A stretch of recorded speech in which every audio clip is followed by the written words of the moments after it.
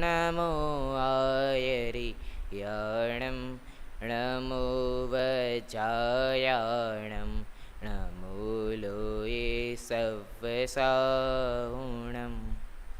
मङ्गलं भगवान् वीरो मङ्गलं गौतमो गणे मङ्गलं कुन्दकुन्दार्यो जैनधर्मोऽस्तु मङ्गलम् सर्वमङ्गलमाङ्गल्यं सर्वकल्याणकार्यक्रं प्रधानं सर्वधर्माणां जैनं जयतु शासनं जैनं जयतु शासन जैनं जयतु शासन। इस संसार में यदि आपको प्रतिष्ठा पानी है तो उसके लिए आपके पास ज्ञान होना अति आवश्यक है। और अभी तो हम न्याय का विषय धर्म का ज्ञान पढ़ रहे हैं, तो उसके लिए भी ज्ञान होना अत्यधिक आवश्यक है। और वह ज्ञान आज हम यदि धर्म का ज्ञान देखें तो हमें शास्त्रों के माध्यम से मिलता है। लेकिन आज यदि हम देखें शास्त्रों के बारे में तो आज हमारे सामने बहुत सारे शास्त्र हैं। तो हमें प्रश्न उत्पन्न होता है कि हम कौन से शास्त्र पढ़े और कौन से नहीं पढ़े। तो पंडित टोडरमल जी ने अपने मोक्षमा प्रकाशक में पहले अध्याय के अंदर विषय दिया कि क्या वांचने सुनने योग्य शास्त्र, अर्थात कि कौन से शास्त्र है जो पढ़ने चाहिए सुनने चाहिए। तो सबसे पहले क्या लिखते पंडित टोडरमल जी कि जो शास्त्र मोक्ष मार्ग का प्रकाश करे वही शास्त्र वांचने सुनने योग्य है। कि क्या कि जो शास्त्र मोक्ष मार्ग का प्रकाश करे, कि क्या मोक्ष मार्ग क्या हमने दोपहर में समझा, क्या सम्यक दर्शन ज्ञान चारित्राणि मोक्ष मार्ग। कि क्या कि जिसमें सम्यक दर्शन सम्यक ज्ञान और सम्यक चारित्र हो, इसमें जिसका वर्णन हो वो ही मोक्ष मार्ग है। और जिन शास्त्रों में ऐसे मोक्ष मार्ग का वर्णन हो वही शास्त्र पढ़ने चाहिए सुनने चाहिए। तो भाई इतने ही शास्त्र पढ़ने चाहिए और ऐसे शास्त्र क्यों पढ़ने चाहिए, हमें ऐसा प्रश्न उत्पन्न होता है। तो आगे टोडरमल जी क्या लिखते, क्योंकि जीव संसार में नाना दुखों से पीड़ित है। क्या जीव संसार में छोटे छोटे दुखों से पीड़ित, हम यहाँ आगे बैठ गए भाई पंखा चल रहा है कि नहीं चल रहा, ये हो रहा है कि नहीं हो रहा, कि छोटे छोटे दुख हो रहे, भाई मैं काला क्यों हो रहा हूँ, मैं ऐसा क्यों हो रहा है, इतनी फुंसी क्यों हो गई मुझे, छोटे छोटे दुखों से। क्या कि संसार में नाना दुखों से पीड़ित है। मतलब पंडित टोडरमल जी बता रहे कि ये जो होगा पढ़ने वाला वो पहली बार पढ़ रहा होगा, तो उसको प्रश्न उत्पन्न होगा भाई ऐसे ही क्यों शास्त्र पढ़े। इसलिए लिखा बाद में क्योंकि संसार में नाना दुखों से यह पीड़ित है। फिर क्या लिखते हैं, यदि शास्त्र रूपी दीपक द्वारा, क्या उदाहरण दे रहे हैं कि जिस प्रकार अंधकार में दीपक जलाने से पूरे अंधकार का नाश होता है और प्रकाश उत्पन्न होता है, उसी प्रकार यदि शास्त्र रूपी दीपक द्वारा मोक्ष मार्ग को प्राप्त कर ले तो उस मार्ग में स्वयं गमन कर उन दुखों से मुक्त हो।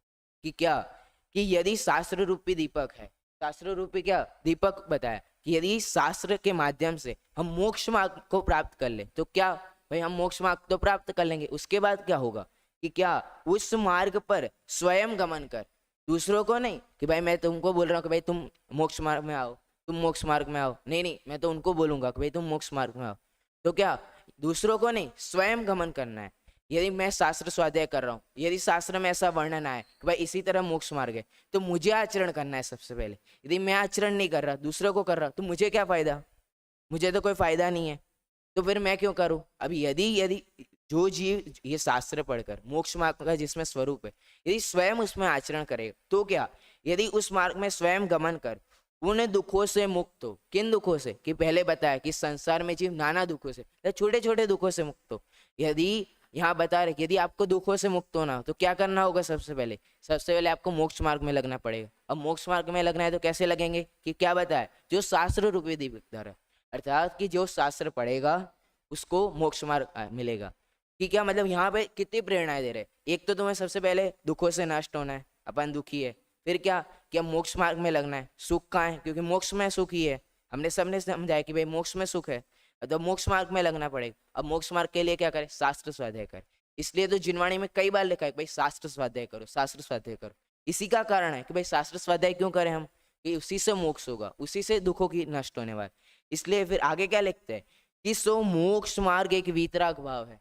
क्या है मोक्ष मार्ग, वीतराग भाव है। वीतराग भाव था क्या, कि जो भाव जिसमें वीत गया है राग, जिसका राग वीत गया है, ऐसे भाव को वीतराग भाव का। अब राग क्या कि किसी में इष्टपना कर लिया और भाई ये मुझे चाहिए, ये मुझे चाहिए, ऐसा राग ना हो, ऐसा राग जो बीत जाए, वही भाव वीतराग भाव है। अब आपको होगा यहाँ भाई राग कोई क्यों बोला, हमने तो भाई द्वेष भी सुना है, द्वेष भी बुरा है, द्वेष क्यों नहीं लिखा, विद्वेष भाव लिख देते, क्यों नहीं लिखा। अब प्रश्न उत्पन्न होगा तो क्या कि वीतराग, राग कोई क्यों बताया, यदि किसी से मुझे राग होगा तो ही द्वेष होगा, यदि मुझे हर्ष से राग हुआ तभी तो हर्ष के दुश्मन से मुझे द्वेष होगा कि भाई अब हर्ष का दुश्मन वो है, भाई मैं उससे बात नहीं करूंगा, मैं उससे बात नहीं करूंगा, यदि उसने मुझे कुछ कहा तो मैं नहीं बोलूंगा उससे, उसके बारे में और विपरीतता फैलाऊंगा। अब मुझे हर्ष से राग ही नहीं है तो हर्ष का जो दुश्मन है उससे मुझे क्या मतलब।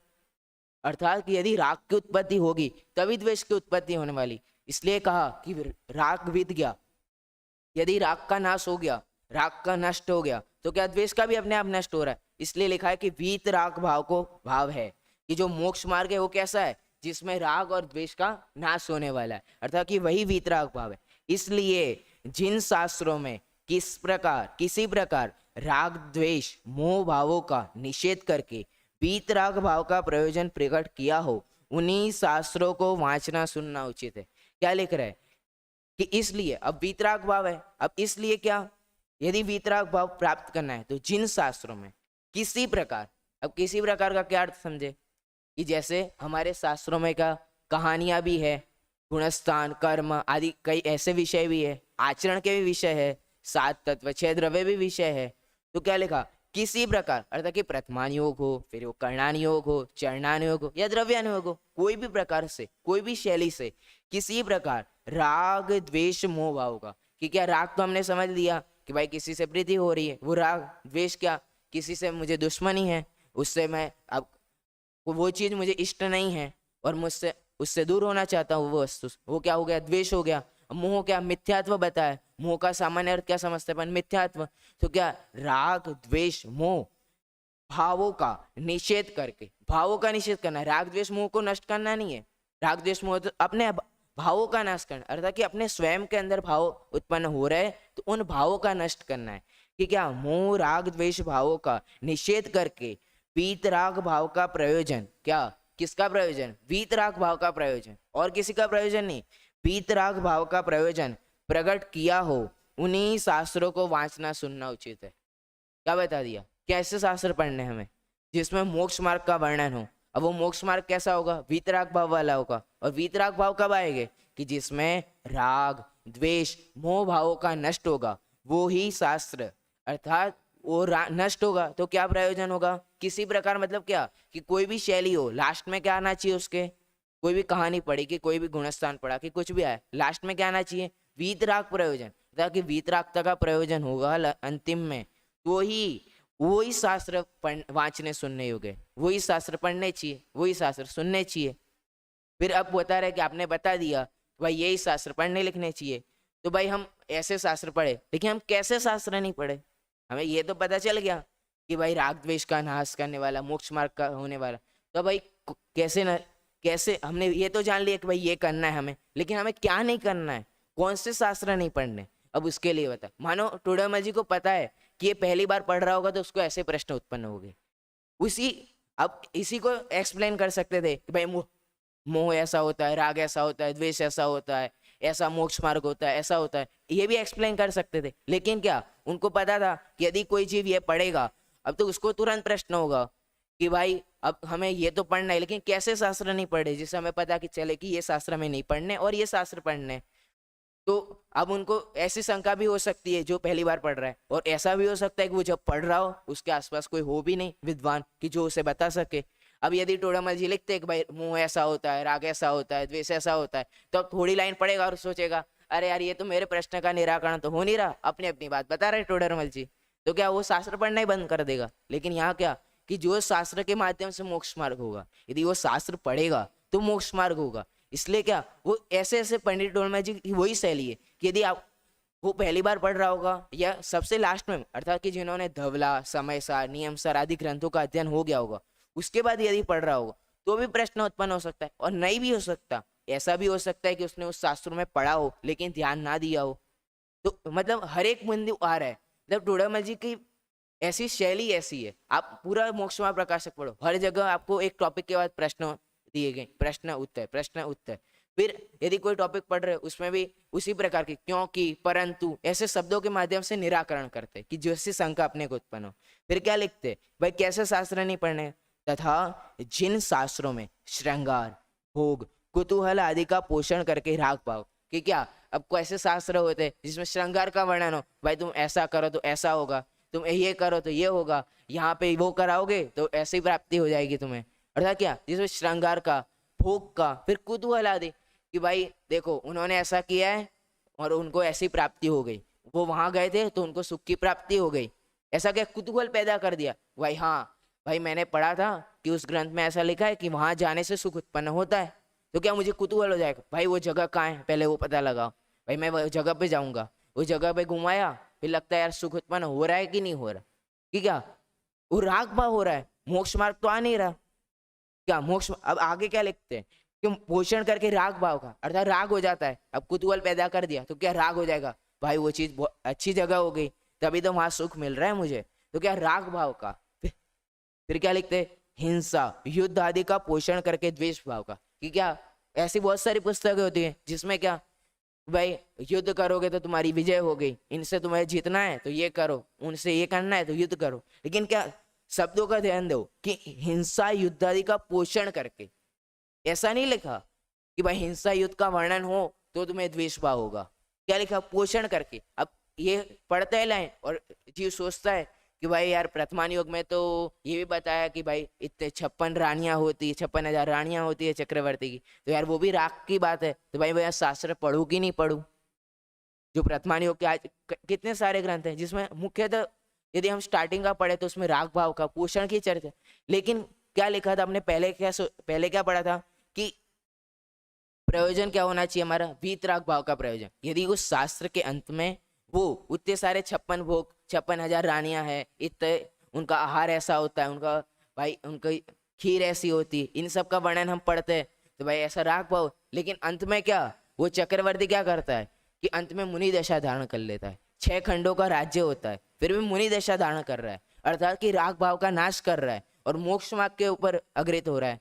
तो क्या अपने को क्या सीखने मिला, भाई 6 खंड का राज्य था फिर भी वीतराग भाव को धारण किया, तो भाई मेरे पास तो उतनी जमीन भी नहीं है, अभी तो 1 एकड़ जमीन नहीं है मेरे पास, 1 खंड नहीं है मेरे पास अभी, और मैं क्या अपने को मान बैठा हूँ कि भाई मैं ही सबसे बढ़िया, मेरे पास सबसे बढ़िया रूम है, मेरे पास इतनी बढ़िया अलमारी है, क्या अपने को मान हो जाता है भाई देख मैंने ऐसी अलमारी जमाई है, तेरे को पता है, तेरे को ऐसा आता है नहीं, लेकिन क्या मान उत्पन्न कर देता है।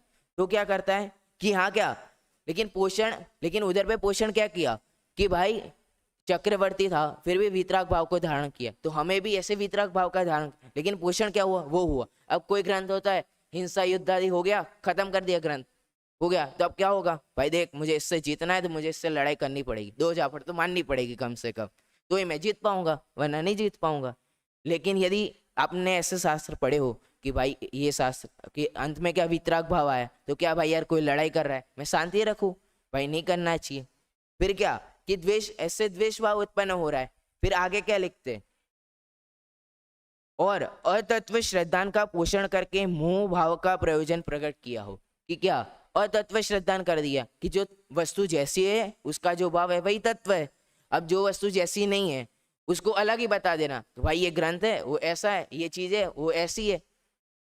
किसी को जो वस्तु है उसका जो भाव है अर्थात कि उसका जो स्वभाव है वो ना बताकर अन्य मान लेना, भाई ये शरीर से एक क्रिया होगी तो ये होगा तुम्हें, तो क्या मोह उत्पन्न। अब मोह का अर्थ क्या समझा था, मिथ्यात्व का पोषण हो रहा है। अब क्या ग्रंथों में लिखा, कई सारे ऐसी पुस्तकें होती है उसमें ऐसा लिखा रहता है तुम ये करो तो तुम्हारे शरीर में अच्छा हो जाएगा, क्योंकि शरीर किसका है, अपना है।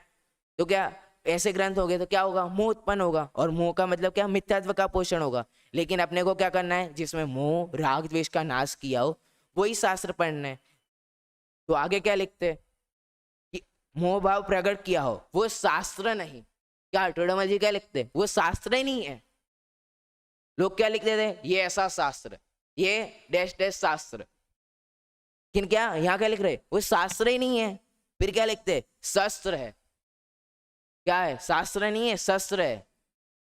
अब आप सोचोगे शस्त्र का शब्द का प्रयोग क्यों किया, अब शस्त्र कहाँ यूज होता है, किसी को मारना हो तो शस्त्र का उपयोग होता है।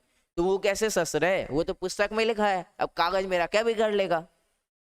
अपन यही सोचेंगे भाई शस्त्र कैसे है, ये तो कागज है, मेरा क्या बिगाड़ लेगा, ये तो मेरे को चोट भी नहीं पहुंचा पाएगा। लेकिन क्या ऐसे शास्त्रों का अध्ययन करोगे तो मेरे जीवों का घात होगा, मेरे जीव के परिणामों का घात होगा। मैं मिथ्यात्व का पोषण कर रहा हूँ, जिससे क्या मैं मोक्ष मार्ग में नहीं बढ़ रहा और ऊपर से संसार में जा रहा हूँ, तो क्या मेरी परिणति खराब हो रही। इसलिए क्या लिखा, वो शस्त्र है। फिर आगे क्या लिखते हैं, क्योंकि जिन मोह राग द्वेष भावों से जीव अनादि से दुखी हुआ, उनकी वासना जीव को बिना सिखलाए ही थी। कि क्या ऐसे शास्त्र पढ़े, उससे क्या हुआ, जिन राग द्वेष मोह भावों का जीव अनादि से दुखी का, कि क्या ये इस जीव ने मोह राग द्वेष आदि किया, इसी से ये जीव दुखी था। अब प्रश्न का निराकरण हो गया कि भाई ये दुखी क्यों था जीव, कि उसने मोह राग द्वेष आदि का पोषण किया था, इसी वजह से ये दुखी था। तो किया कि राग द्वेष मोह भावों का जीव अनादि से दुखी हुआ, उनकी वासना जीवों को बिना सिखलाए थी। कि ये मोह राग द्वेष क्या उसको बिना सिखलाए प्राप्त था। अब जैसे कोई बच्चा पैदा हुआ तो क्या वो अपने मन का ही बोलेगा, क्या करेगा, वो रोएगा, क्योंकि वो अब उसने उसको सिखाया थोड़ी तुमने कि भाई तू रो, भाई तू रो, सिखाया थोड़ी, वो अपने आप कर रहा है, क्योंकि उसको कुछ भान ही नहीं है कि क्या करना है मुझे, उसको जो मन में आ रहा है वो कर रहा है, कभी हंस रहा है कभी रो रहा है। फिर क्या लिखते हैं कि इस जीव भी उसी प्रकार है कि अब आया था तो अब उसको जो मिला उसमें राग द्वेष करने लगा, क्योंकि उसको सच्चा मोक्ष मार्ग तो पता नहीं था, तो क्या उसी का राग द्वेष करने लगा। फिर आगे क्या लिखते, बिना सिखलाई थी और इन शास्त्रों द्वारा उन्हीं का पोषण किया।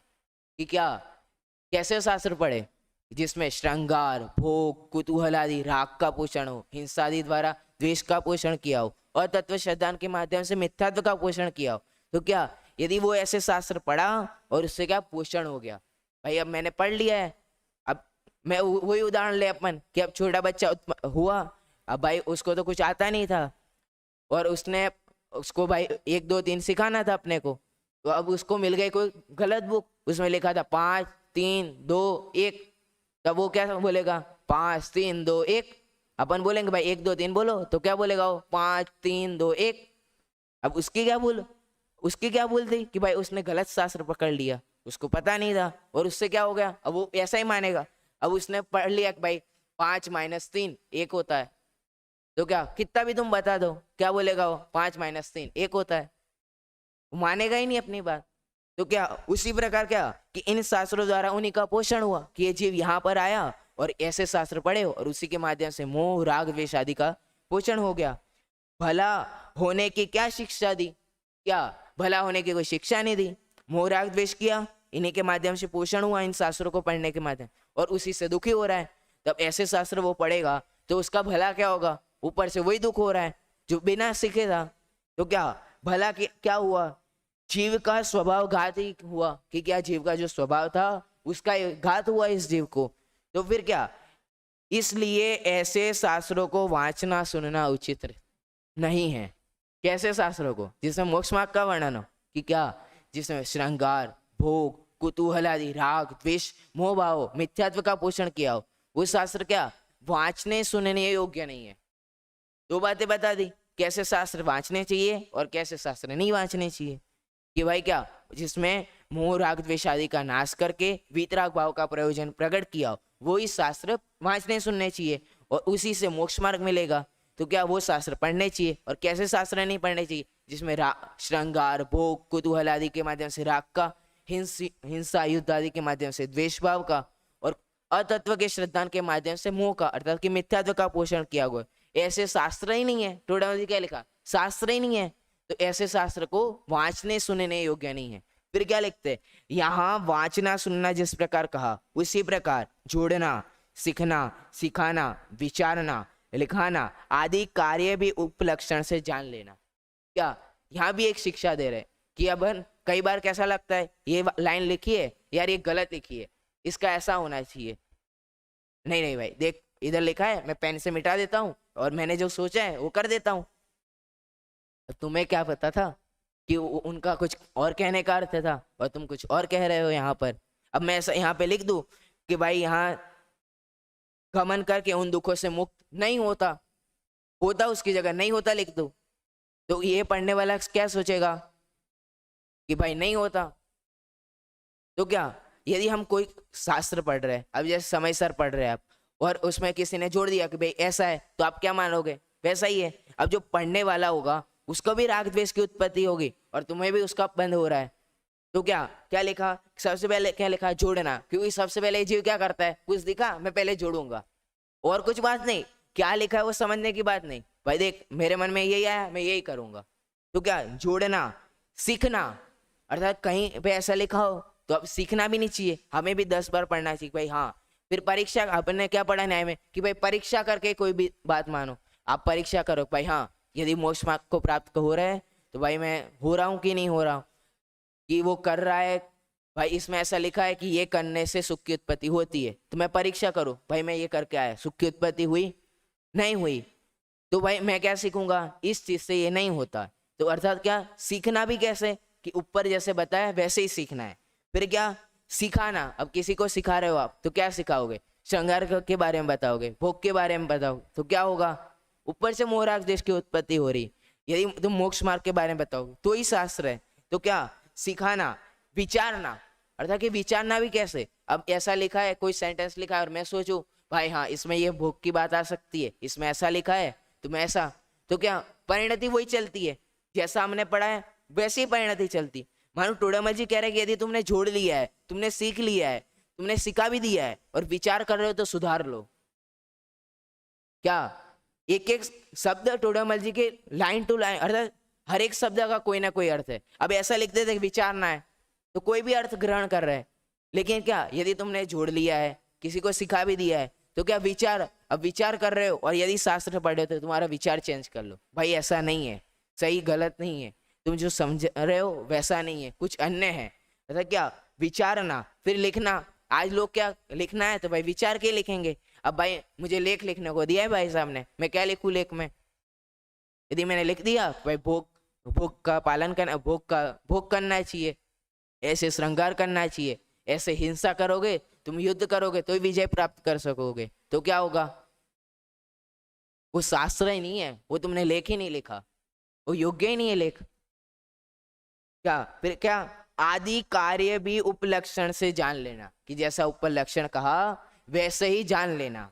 फिर क्या, इस प्रकार जो साक्षात अथवा परंपरा से वीतराग भाव का पोषण करे।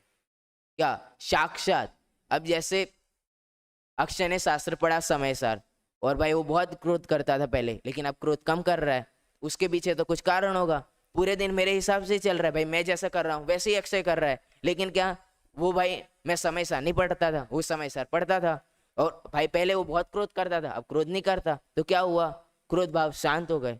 तो क्या, साक्षात और परंपरा से, अर्थात कि भाई मुझे तो नहीं पता था, लेकिन भाई साहब ने बोला है भाई ऐसा होता है, लेकिन क्या, परंपरा से भी क्या, परीक्षा करो भाई, हाँ भाई साहब ने ऐसा बोला है तो ऐसा हो रहा है कि नहीं हो रहा है।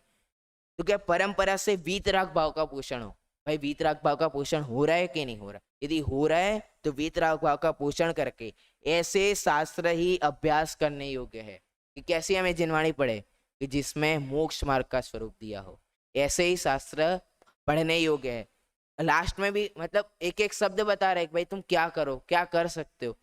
अब जैसे जान लिया कि ये हो रहा है, अब तुम्हें पता ही नहीं चल रहा कि भाई हो रहा है कि नहीं हो रहा, किसी और को हो रहा है, मेरे को क्यों नहीं हो रहा। अब कई जगह होता है कि भाई मैंने समय सर पढ़ लिया है, उसने पढ़ लिया है, उसका राग भाव कम हो गया है, मेरा राग और बढ़ रहा है। तो क्या, अंदर कुछ विपरीतता है। आगे टोडामल जी 9वें अध्याय में लिखते हैं कि ये जीव पढ़ भी लेता है, समझ भी लेता है, याद भी कर लेता है, लेकिन क्या, श्रद्धा नहीं कर पाता, उचित आचरण में ला लेता है, लेकिन क्या, भाई मैं छान के पानी पी लिया, लेकिन क्या, क्यों पिया, वो तो ज्ञान होना चाहिए, अब वो ज्ञान ही नहीं है, छान के पी रहे, मैं भी छान के पी लूंगा, अरे उसके पीछे मेरा क्या प्रयोजन है, वो तो होना चाहिए। यदि आपका कोई भी कार्य के पीछे प्रयोजन वीतराग भाव होगा तो ही वह सही होगा। टोडामल जी ने वहां तक इतना भी लिखा कि जीव क्या कर लेता है, सब याद कर लिया, सब कर लिया, लेकिन क्या, श्रद्धा ने विपरीत रखा है कि ऐसा होता है, मैं बस बोलता हूँ बाकी करता नहीं हूँ।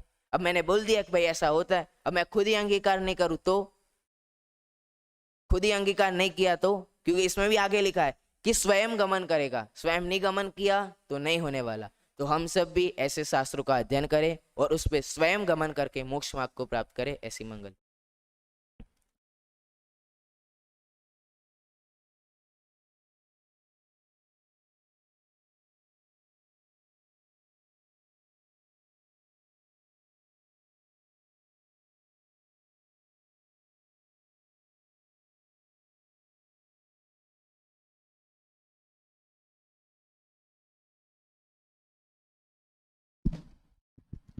छात्र प्रवचन के क्रम में आज कृणाल शाह मोटी झेल आज प्रवचन कर रहे थे।